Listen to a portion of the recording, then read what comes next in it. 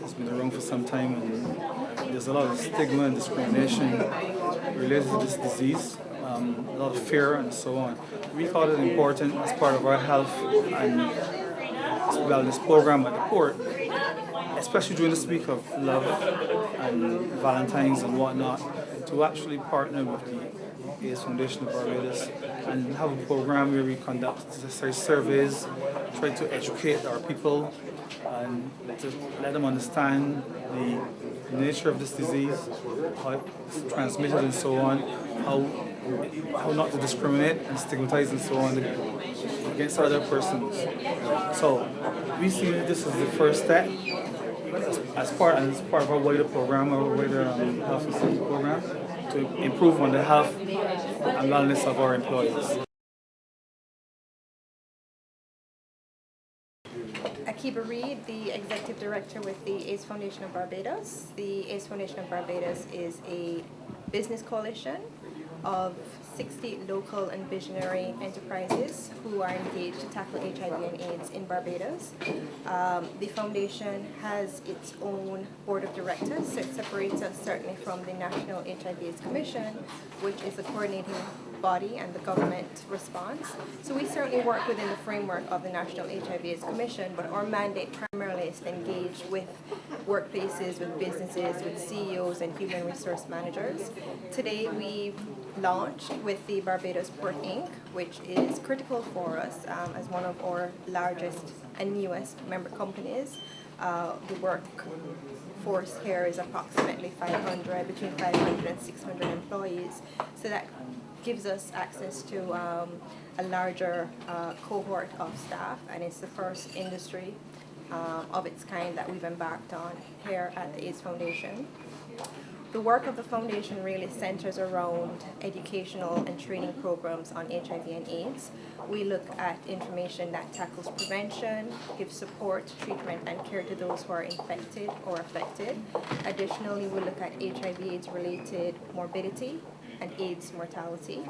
We tackle stigma and discrimination because we understand that stigma and discrimination are the root causes for why the epidemic tends to be on the ground and increases the prevalence in our society. Additionally, we do a lot of our work within a human rights framework. In 2010, we actually launched a charter on HIV and AIDS and human rights in the workplaces in Barbados, and we're trying to promote that on a national level this year in 2012.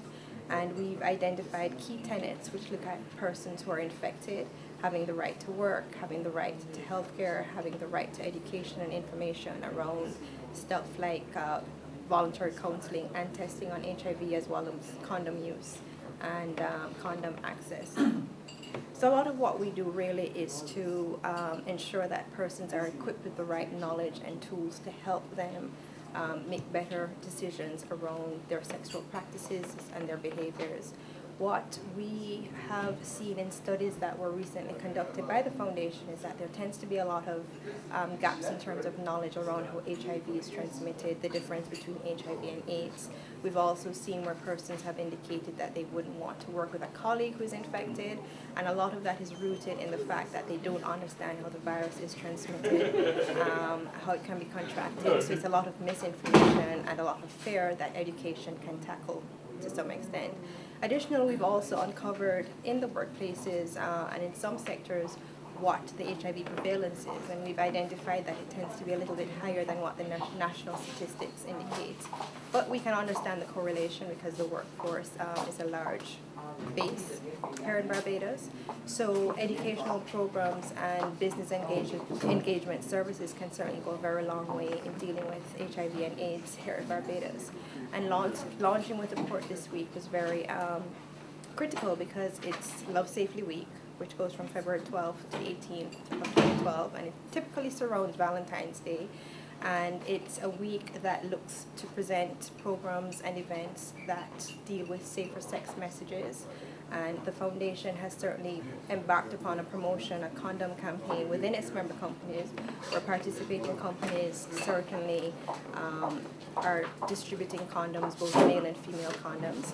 One of our key partners is with Stokes and Rhino and their Durex brand of condoms. And as you can see, well, all the condoms seem to be gone, but we certainly are partnering with Durex in that regard because we see the synergies as being a very positive one. So this launch today really was to kick off the partnership with the Port Inc. And what we're doing over the course of the next 2 days is coming in and engaging with staff, conducting a baseline survey so that we can understand what the staff knowledge levels are in terms of HIV transmission and what their attitudes and practices are.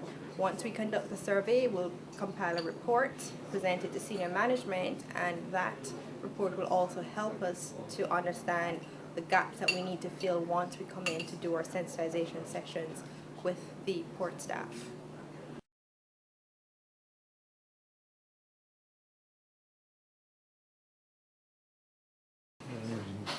Well, the focus is on Barbados Port Inc. this morning.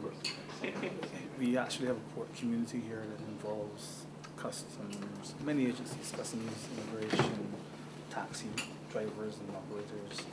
And so this program is not going to just, it's not available to the port staff, but to a much wider cross-section of the community.